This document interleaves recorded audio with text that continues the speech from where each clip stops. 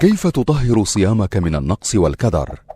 كيف تدخل السرور إلى قلوب الفقراء والمساكين ليفرحوا بالعيد كما تفرح؟ تأمل هذا الأثر. عن ابن عباس قال: فرض رسول الله صلى الله عليه وسلم زكاة الفطر طهرة للصائم من اللغو والرفث وطعمة للمساكين.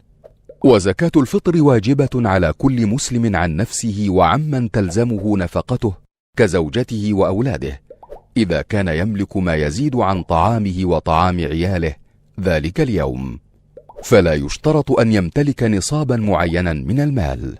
والقدر الواجب عن كل شخص صاع من كل حب وثمر يقتات الناس عليه، كالتمر والأرز والعدس.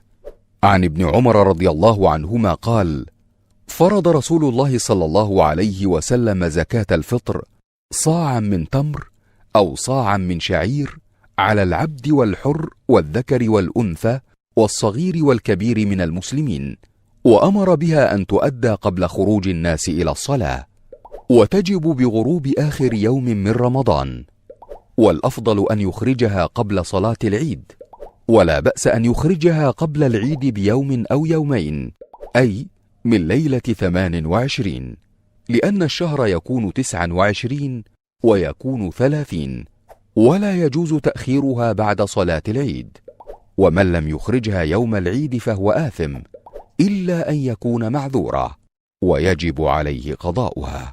فبادر بها عن طيب نفس واحتساب. قال الله تعالى: يا أيها الذين آمنوا أنفقوا مما رزقناكم من